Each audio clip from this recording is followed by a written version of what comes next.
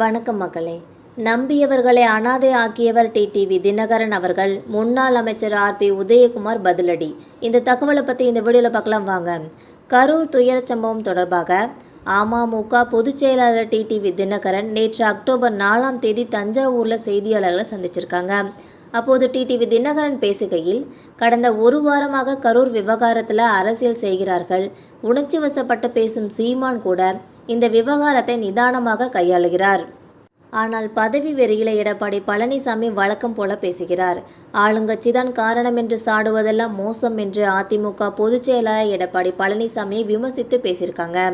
தொடர்ந்து பேசும்போது, ராமசாமியோ குப்புசாமியோ எடப்பாடியை தவிர யார் வந்தாலும் தேசிய ஜனநாயக கூட்டணிக்கு தனக்கு ஆதரவு உண்டு என்றும், பொதுச் செயலாளர் பதவிக்காக அடிப்படை சட்டத்தையே மாற்றியவர் பழனிசாமி என்றும் டிடிவி தினகரன் கருத்து தெரிவிச்சிருக்காங்க.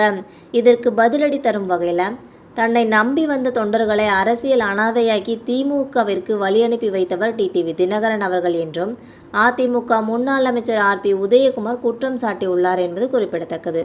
அப்படி ஆர்பி உதயகுமார் வெளியிட்ட வீடியோ பதிவில், எப்போது ஒருவர் திமுகவையும் ஸ்டாலினையும் பாராட்டி புகழ்ந்து பேசுகிறாரோ அப்போதே அவர் அதிமுக பற்றி பேசிய தகுதியை இழந்து விடுகிறார்கள் என குறிப்பிட்டார். திமுக உண்மை முகத்தை, குடும்ப வாரிசை, மன்னராட்சியை அழித்து மீண்டும் ஜனநாயகத்தை மலரச் செய்யும் வகையில் மக்களாட்சி மலர வேண்டும் என்ற லட்சியத்தின் காரணமாக எடப்பாடியார் இயக்கத்தை மீட்டு தொண்டர்களுக்கும் மக்கள்களுக்கும் பாதுகாப்பு அரணாக திகழ்வதாக பேசினார். அந்த லட்சியத்தை விளக்கி, பொதுநலன், மக்கள் நலம், தொண்டர் நலம் மறந்து சுயநலத்தின் மொத்த உருவமாக தஞ்சையில் கருத்து கந்தசாமியாக கருத்து சொல்லி இருக்கிறார் என்று விமர்சிச்சிருக்காங்க. தொடர்ந்து அதிமுகவை சேர்ந்த அனைவரும் தினகரனின் உண்மை முகத்தை புரிந்து கொண்டார்கள்.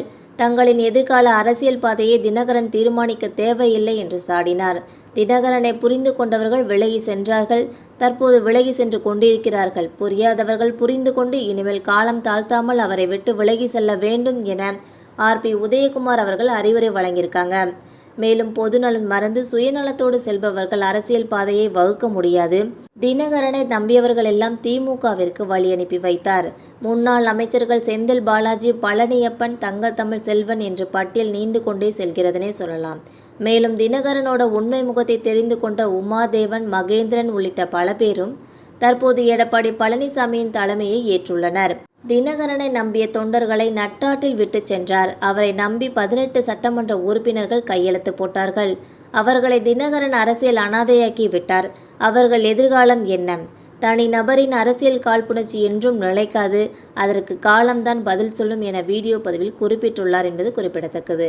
இந்த வீடியோ உங்களுக்கு பிடிச்சிருந்தா மறக்காமல் சப்ஸ்கிரைப் பண்ணி பெல் ஐகானை கிளிக் பண்ணி வச்சுக்கோங்க. அப்போ தான் நம்ம போகிற டெய்லி வீடியோஸ் உடனுக்குடன் வந்து சேரும். தேங்க்யூ.